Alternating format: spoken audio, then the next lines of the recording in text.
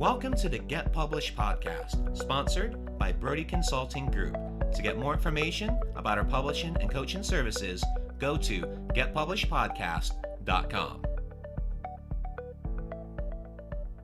Hello, I am Paul Brodie, and thank you for joining us for another episode of the Get Published podcast, where we help authors get published with a proven system that works. Today, we're being joined by Kathy Condon, author of Face-to-Face Networking. Kathy, welcome to the show.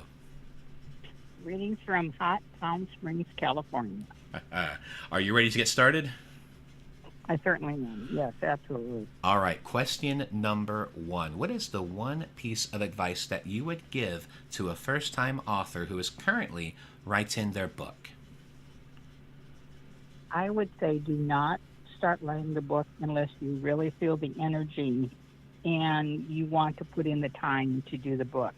Writing the book is a simple part. When you have high energy and you love the subject and things, what happens with most people is when they write the book, they don't really understand that really the hard part comes to get the book absolutely published and then the marketing that goes after it, Paul. Yeah, absolutely. That's one thing I always say. The writing part, that's the easy part. It's going through the editing, the formatting, the proofing, and just all that fun stuff. And even, learning about the scans and all of that, it's not an easy task, especially if you're self-publishing. Mm-hmm. But I also want to say that you absolutely can do it. I mean, it's not insurmountable to be able to do that. Yeah, that's one of the things I always say. There's nothing that's very difficult. There's just so many tedious little things that are with the process and so many little intricate pieces that you have to get down. Yep, absolutely. And it's also that do not pay attention to people saying, when are you going to get the book out and do it? You do it at your own time. Because what happens so often is that people go, yeah, you keep saying you're going to write a book, so why don't you do it? You know what? You're in charge of when that book is going to be completed. But I also would like to suggest that you figure out when is the best time of the day for you to write. I know for a fact that if I do not get my writing done before 9 o'clock in the morning, life takes over and I don't get anything done.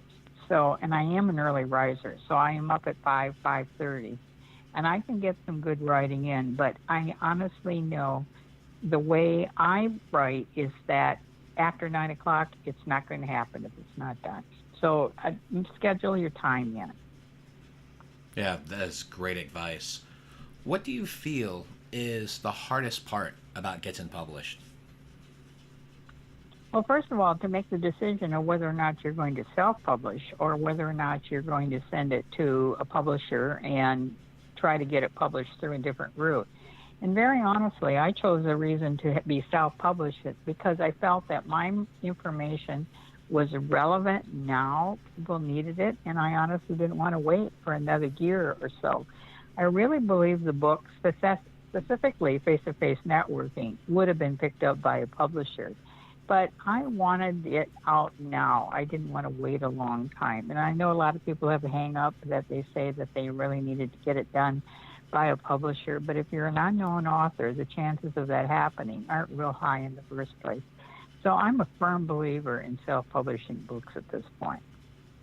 Yeah, you bring up a great point. I had this book in my head for 4 years until I finally got it done. And I had this epiphany on a flight to Vegas back in June 2015. And I was like, okay, I'm going to get this done. And a week later, finished the draft and then spent the next month just learning everything I could. But the best part was when I did have everything figured out, then a month later, August 2015, I was able to get that book published, marketed, out there, and it came my first bestseller. And the reason I mention that is because you have the creative freedom and you have the speed when you do it yourself, where you don't have to worry about a traditional publisher and their timelines, where you have the creative control, you have the speed, and you can get it out there as soon as you want to get it done.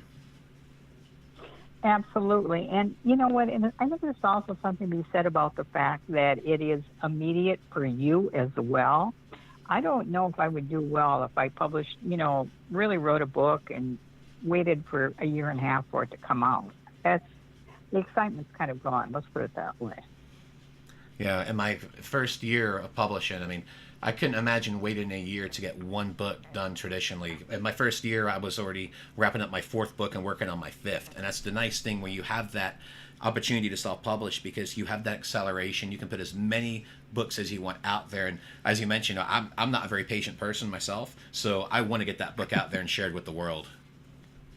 Exactly. And I don't know about you, but I really want to write things. The way I write is there are specific examples of things that happen in my life as I go about my day and so on.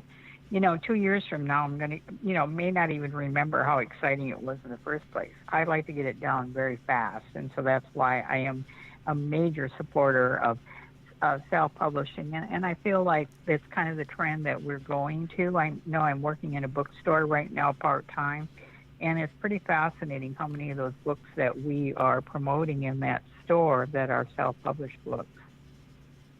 Yeah, and it's only going to increase more and more. Exactly. Absolutely.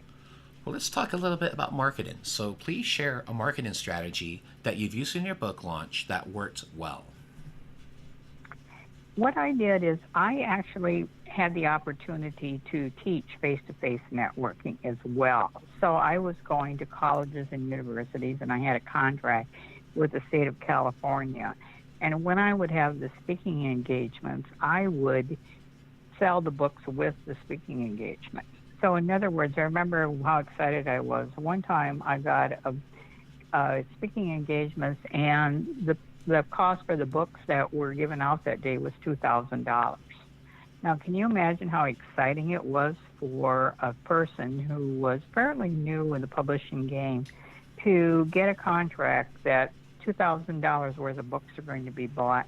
But you know what the more fun was walking into the event and having the books on everyone's spot there. But to me, that was one of the smarter moves I ever did. Yeah, that is definitely has to be a great feeling. Just seeing all your books out there, they've already got them, and more importantly, made some money doing it. That's definitely a nice benefit when you have those type of events. Now, you mentioned you had a deal with the state of California. Is that correct? Yes, I did. How did that work? It was a contract that I had with the State Department of Rehabilitation and Mental Health, and so I went throughout the state teaching face-to-face networking to people who work with people who, so in other words, what happened is that there were a lot of people doing job development, and I went in there to talk to them about how to go in and talk to the corporate world, so how to open up those connections with face-to-face networking, and, the questions to ask and so on, because really face-to-face networking is about asking questions all the time. So that's really what I taught them. And let me just throw in my favorite question is when you're networking, since that's one of my topics, is when you see someone who has a piece of jewelry on, you say, that's a great pin, tell me about it. And they will start talking and explaining what that pen is about that they're wearing. And it's really very, very simple. And those are the kinds of things that I use in the contract with the state of California and taught actually for them for about 6 years. Wow. So for those of us that are in that type of niche where we can talk with the different states and to build those type of relationships and deals, is there anything that you suggest to our audience to be able to go down that path? Because that is, you're the first person that's ever brought that up, and it sounds like such a genius strategy. Well, basically is find one of the key persons and build a relationship with them. A relationship doesn't start with just one phone call. It becomes, following up. And I think that's probably the key thing that I want to mention is that to build up a relationship, you have got to keep following up. And that's probably the biggest issue that we're dealing with in this world is that people are not following up on things. So I found someone that I knew was connected with the State Department of Rehabilitation. I kept checking in with them on a regular basis, and the next thing you know, they asked us if we would indeed do a proposal, and that's how the contract ended. Relationships are the key to everything at this particular point. Well, and you bring up such a great point because I completely agree. I think one of the main things that's missing with building relationships is one, showing that you sincerely care. I think that's one of the biggest things. And you brought up such a great point, talking about identifying a piece of jewelry and saying, it's a great pin, tell me more about it. Because it's probably an heirloom, there's a story behind it, and people love to share those things. And you're building the personal relationship because it's all about how they feel about you is what's going to make the difference, and building those type of relationships. And I completely agree with you. I feel that is one of the main things that we're missing right now. Well, and the thing about it is that the key piece to that is if you listen to how they answer it, you can keep asking them all kinds of questions, and you learn more and more about them, which develops the relationship even stronger. Absolutely. What I also like to ask you about too, you mentioned about following up. So what was your typical process? Were you following up every week or every few weeks? What are some tips that you could give to our audience to help with that? Because following up is definitely a critical area. Well, how many times have you gotten a contact card or information? You went to an event and you go in and they say, oh, yes, I'll definitely get in touch with you, and so on. First of all, know and understand that the person will not get in touch with you. 99% of the time, you have to be the person to get in touch. And the other thing is that you need to get their information. It's kind of sad because people really aren't using contact cards anymore. And I think that's a big, big error on their part. But so what you want to do, let's say you go someplace and you meet someone, and you have a great conversation, and you make the commitment that, you know what, I'll be in touch and I'll call you for coffee. It is your responsibility to get the information, because in 100 years, they are not going to call you. So what you do is you send them a note and say, it was great talking to you, or give them a phone call. In fact, I should just mention this just happened to me today. I'm in Palm Springs. There's a lot of dog sitting jobs around, and I decided I wanted to do some dog sitting. So I asked the gentleman today that I was interviewed by, I said, did anyone that applied for this position, did they call you up? And he said, you were the only one out of everyone. All the rest of them were emails. Wow. And I went, there you go. There's a perfect proof. And see, that's the kind of stories that I like to get written down. He said, nope, everyone else was an email. He said, the minute you called, I got a sense of your personality. And I got hired over 6 other people being interviewed. So it's so important. Pick up the phone now versus emails. How many zillions of emails do you get every day? So, and then the other thing is that if you want to get really, quote, on old-fashioned, to send a handwritten note. Yes. Those handwritten notes are so valuable because people are going like, oh, my gosh, look what happened. They sent me a note. I can't believe it. You will stick out. So those 2 things, you really use the handwritten notes more as a follow-up than I do phone calls normally. Yeah, these are some of the great lessons I've learned this year. I joined my local Chamber of Commerce, and one of the things that was absolutely mind-boggling to me was when someone would ask me for a card, and I would immediately, say, here's my card, it's great. Could I also get your card as well? I'd really appreciate it. And it amazed me just looking around the room about how many people were given business cards, but they weren't getting their business cards back from the other person. And that to me was just mind-boggling. Absolutely. And, and people say, well, Kathy, we're not using them anymore. Well, you know what? Just had another situation where a brand new store is opening up, and they handed me the cards that they had gotten, and we put them into an Excel spreadsheet. And oh my gosh, the list is extensive.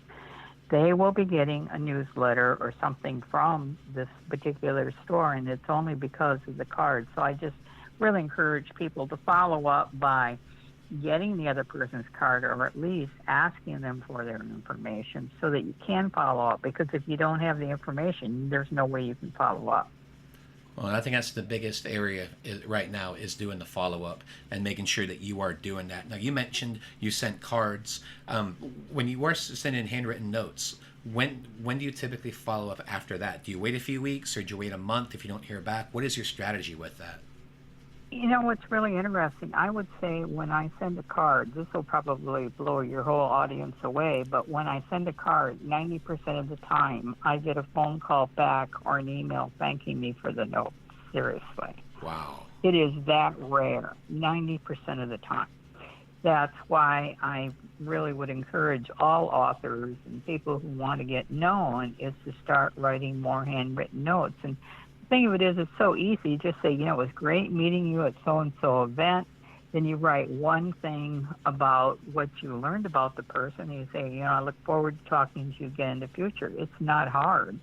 And then you put your contact card in it again when they have it available to send you an email or a phone call. But it is absolutely astronomical how many quick responses you get when you send an email out, when you do a handwritten note. It's gigantic. That's, to me, the biggest mistake people are making, a follow-up. And as authors, you need to get known. And if you have a book signing or whatever going on in your community, you know what? That's the way for people to go, oh, that's right. I met them at so-and-so, and they will end up showing at a book signing or whatever you have. Absolutely. Yeah, I actually, I believe it was last week. It was last week. I sent an email out to my list, and I was talking about getting involved locally, getting involved with chambers, and really building those relationships, because I'm so glad that we're talking about this, because I think there's so many people out there that just think that you can just do marketing on the internet and that's going to take care of everything. And one of the biggest things I feel is missing is making those local connections. And as you mentioned, also following up, because marketing can't just be one channel. You have to have multiple channels. And you can make those types of connections locally. I mean, it's just a huge opportunity, and I don't think enough people really take advantage of it. I 100% agree. Like in Palm Springs, there's actually a gigantic new high-class hotel just opened up. Met the concierge of the event, of the whole hotel, and set up a meeting. And oh my gosh, I can't even begin to tell you all the things that's happened because I followed up with it.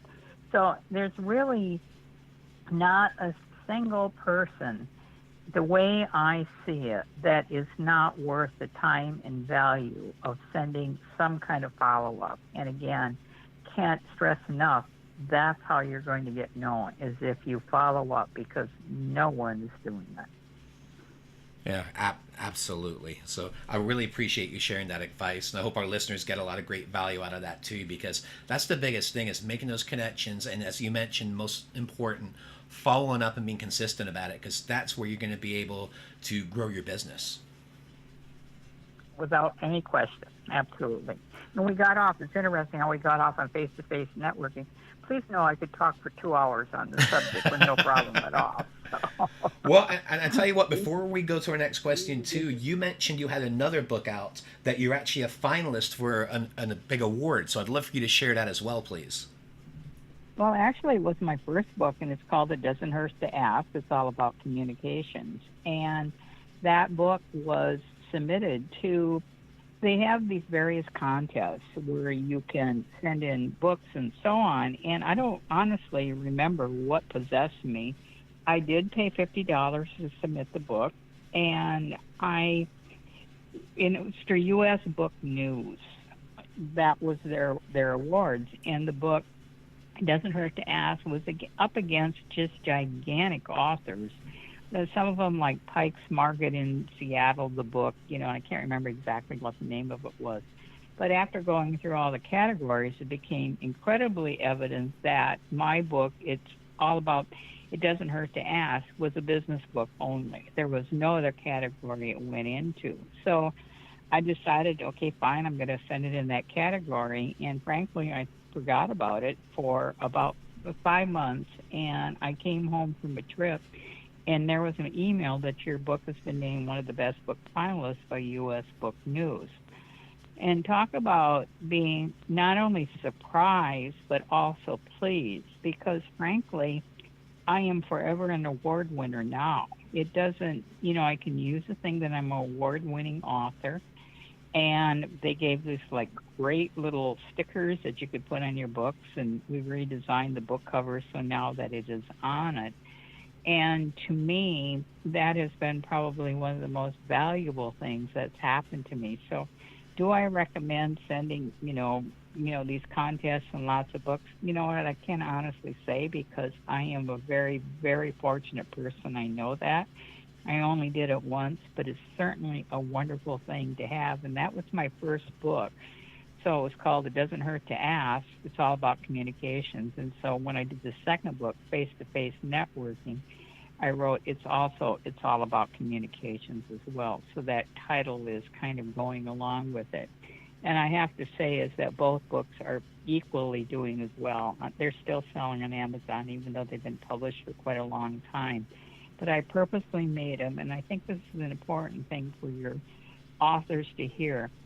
Both of the books, I wrote them in a way that they were evergreen. And in other words, I did not put a whole bunch of links in it that would go out of date. Face-to-Face Networking book right now is probably more relevant than it was when I published it in 1913. It is. If I wanted to go update that book, I can't think of much I would do to it. It Doesn't Hurt to Ask. It's all about communication has been done as a revised copy as well, because there were some new stories and kind of a new way we operated. But I think the basics for face-to-face networking, how do you walk into a room, what are you saying, what do you do? None of that has changed. In fact, I'm feeling like now I need to go back on the speaking circuit a whole lot more, because the millennials know and understand they have to get away from their phones. Well, and you mentioned, what was the year that the book came out again? In 1913. 1913. 2013. I just wanted to get a little clarification on that. I was like, wow, that's it's been out there a while. Exactly. Yes, exactly. No worries. I just wanted to make sure we had that clarified. So, well, great. I really appreciate you sharing that, because I think that's one of the other things too is you're not going to lose anything if you enter a contest. The worst thing they're going to say is, hey, we appreciate it, but it might not be considered for the top prize. But you never know. You can enter it in 5 different contests, and you could be a finalist in 2 of them. So it's definitely a great strategy that you can pursue, because the worst thing they're going to say is no thank you. And the other thing is, someone pointed out very clearly to me, once you're an award winner, you're an award winner. Yep. So, I mean, I can say that I'm an award-winning author, because I was one of one of the finalists for the whole thing. So, I mean, I'm going to stick with that at this particular point. Absolutely. Well, let's talk about your favorite book. So, what is your favorite book, and what was the number one thing that you learned from it? This will probably really surprise everyone, but it's the book called Think Big, and it's by Ben Carson, who was a very, very successful Black corporate person. And I read this book many, many years ago, and then what's fascinating about it is I saw him speak first, and then I bought the book. And there's just so many great little tidbits in this book that makes you go like, wow, I never thought of it that way. And it's something that I think people really ought to go back and look. And it's called Think Big, Unleashing Your Potential for Excellence. And what it takes that to become successful, and most of the time it's not very big. It's just the little things. And frankly, I think from this book I came up with the title, It's the Little Things, which I use all the time in my work. That people think it's got to be something grandiose, but it's the little things that you do day to day and the decisions that you make every day that makes you flourish. So that's my favorite book. And for our final question, what is your favorite quote and why? Everything always works out for me. And by keeping that quote in front of me, it does not put me down the worry route.